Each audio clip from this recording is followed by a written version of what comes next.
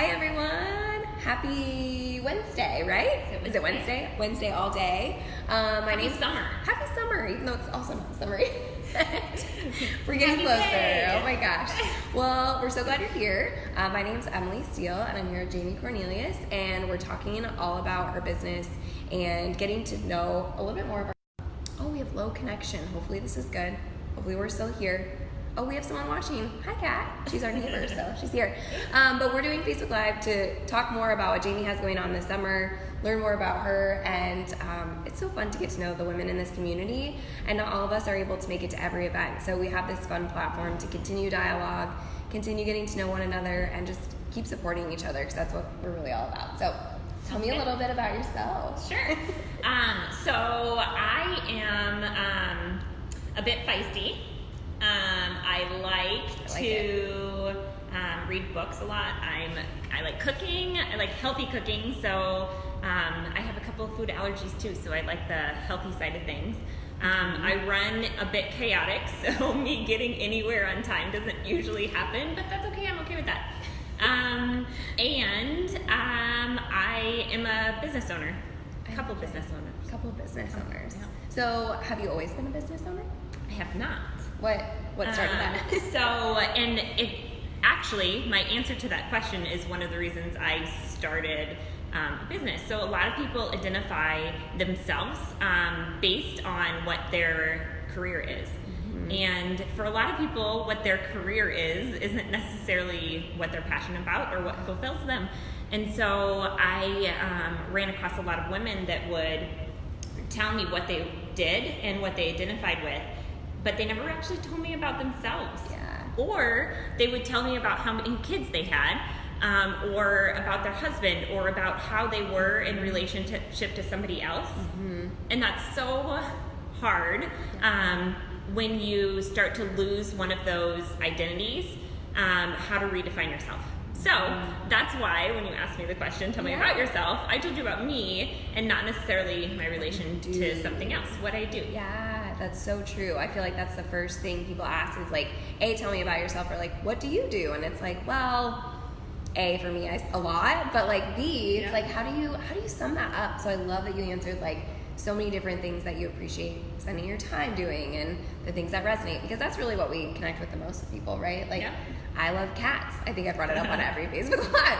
So like, if you're a cat person, we now have a new connection, right? And biking, like this bike tattoo is like a real connection too. So it's just, I love that you answered that way. So then what is your background in, and how did you pivot to what you do now? Sure. So I graduated from Iowa State in chemical engineering, and I went to go work for a large corporation. I worked for General Mills as an engineer for a long time, but it wasn't anything that was really fulfilling. It wasn't something that I wanted to go, do every day. And there was an aspect of it that I really loved, and that was I recruited a lot of women.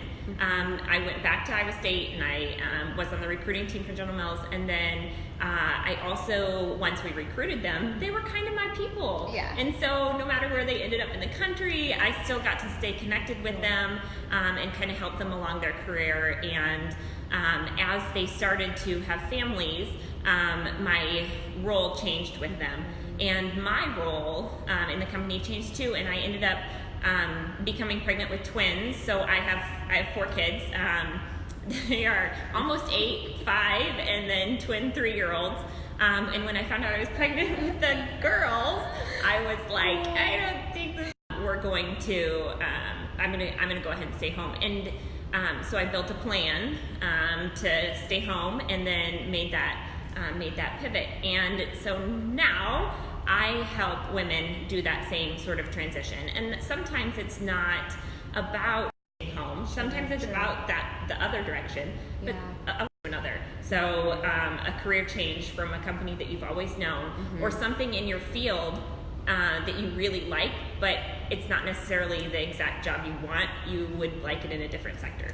Because I feel like that resonates so much, and probably so many of you who watch this will feel like, oh my gosh, there's so many things, and that's just what we've done, whether we were raised to do something because it's what our parents thought we should do, or because it's what, our spouse did or whatever it is. It's just like, sometimes we have to untangle that. And I think that's exactly what you've been doing with women to just assess like where they're at, where they want to go, and then make that pivot. And I would say your support really is what helps motivate them and keep them focused to do that. Is that true? Yeah, I had one woman come to me and say, I was cleaning out my my parents' house, and they're going to move into a retirement home, so they're downsizing. And so she was going through all these books of her parents, and it was they are business owners, but brick and mortar. And so they were going through all these books, and she found this book that was a very old edition of an online business book. So like in the days when online businesses just started, this was that book. And so she asked her parents, said, tell me about this book, and her mom just, and her dad was like, oh, it just didn't happen. And so she's like holding this book, and she's like, I don't want this book to be my life. I want to do what it is.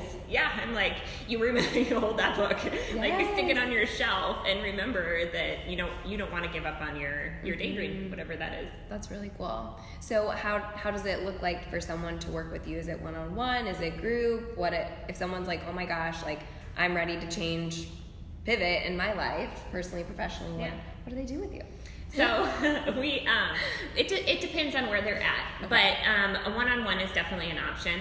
You're going to get a group of 10 to 15 women, so a smaller group, but still you build and we are going to work in a 10-week program, so there'll be some videos, some live Facebook events, and trainings, workbooks, all those things to get you from where you're at. Work through those fears and those things that maybe have stopped you in the past. Work through what it is that you actually want to do. Maybe you just don't really know what it was that you were wanting to go and do. And so work through that kind of thing, and then set up a plan moving forward. So who's your support network going to be? Because a lot of people find that when they are at work, they have a support network because you're going to be not working there, or you're going to be making a change that impacts them directly, so that support system isn't there. So we come up with a support system and talk about chat maps, so how you're going to talk to that person and get them on your side, and then you move into, okay, we're going to set up a plan for what you're going to do, because some people, I don't know if you're one of them, but you get lost in your own way. Like you come up with all the excuses, all the things, and then you're like, I don't really even know how to keep going. So we work through that too. Cool. So this thing you have going, when does that start? What is it? I'm doing like the very first one, starting in 2 weeks. And so this is like very limited. We already have several people on board. So if that's something you're interested in, message me really quick. Do a full-blown one here in about 6 weeks. Okay, so we got a small cohort starting. I think the greatest thing about these connections is that she's tagged here, so you can just directly message her if you are interested. But I'd love for you to share with the femmes, like, what's a success story from someone who's worked with you in the past? Sure. So I worked with a teacher, and she was wanting to focus on being a health coach, but there was so much stuff that was getting in her way. That was all the things she told me, at least, were time, money, energy. She just felt like she was already pretty much balanced. Plus she has insurance responsibility. Sure. So she told me all these things, and I'm like, yeah, girl, that's the reason you're still where you're at, because you've come up with all these reasons why you can't do it. But tell me the reasons you can. She never even really thought about things that maybe you don't think to ask yourself.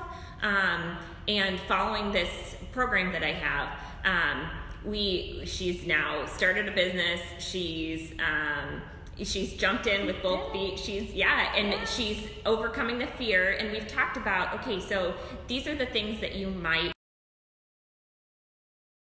and what's your plan going to be, and what do you know about yourself that you're going to get past that?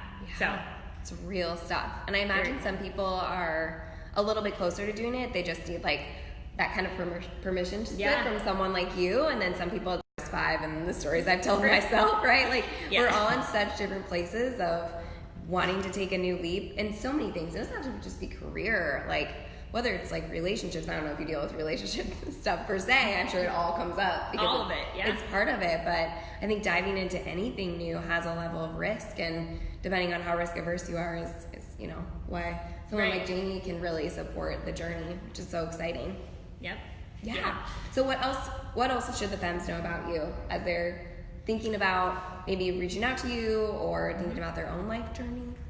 I would say understand the role that fear has played in your life. And when I say played, I mean that doesn't necessarily need to continue. So you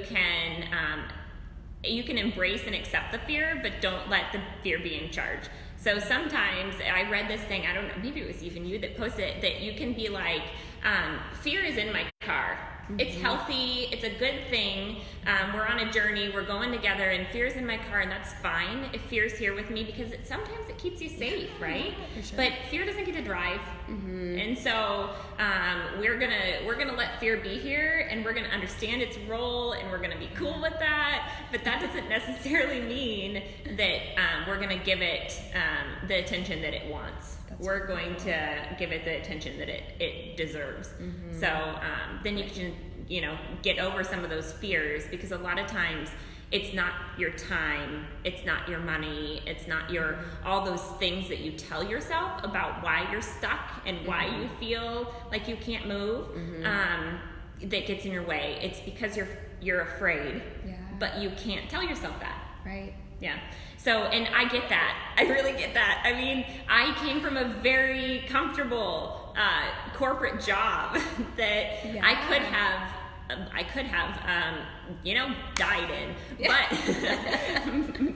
I didn't want to spend the next 30 years of my life doing that. And I know that you can't get stuck in the fact that 30 years from now, you could very well be doing something that you don't wish to be doing. And so I developed some plans to be able to get myself out of that situation. And I totally support all of the training and all of the things that company did for me was so fantastic and really put me in a good place. But I'm glad that I'm out on my own a little bit. But it's been quite the journey. Yeah, I remember, I feel like we're having a session because I'm like, oh my gosh, I remember like this is bringing up feelings. I think I was a senior in college and I read a book, and I've quoted this so many times, even at Fem City events, by a guy named Donald Miller, and he talks about like he was this famous author, and someone was like, he couldn't come up with his next book idea, so he's like hanging out on the couch, like trying to get the idea, watching a lot of TV, eating a lot of potato chips.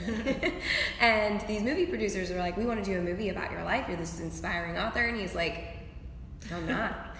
And so he wrote, his next book is basically about what he did to create an interesting life. Because at the end of the day, like, are you going to be the person who drives home in the brand new car and that's your legacy, or that's the story? And like, to him, that wasn't enough to satisfy the hunger he had for life. So I think it's just looking at life and saying, like, in 5 years, will this matter? In 10 years, like, is this what I want life to look like? So I love asking those questions, because I feel like so often we're just like, what are you doing this weekend? What are you doing tonight? Like, but what, like, let's have depth, let's have like meaningful conversations, which is what I love about this community of women, is we do go there with each other, and it's just refreshing. So anyway, thank you for hopping on Facebook Live, and thanks everyone for joining. If you have questions, thoughts, if they drop them in comments below. Sure. And if you're interested in the program that I talked about, send me a message too, either on my personal page or on the group page that I think we can either tag or we did tag. So training too that I'm putting together that I'd love to send to you, just a roadmap of how you can work through it on your own too, and just start that. Thanks for coming, everyone. Yeah, thanks for being here. Yeah, thank you for having me. Bye. Have a good rest of the day.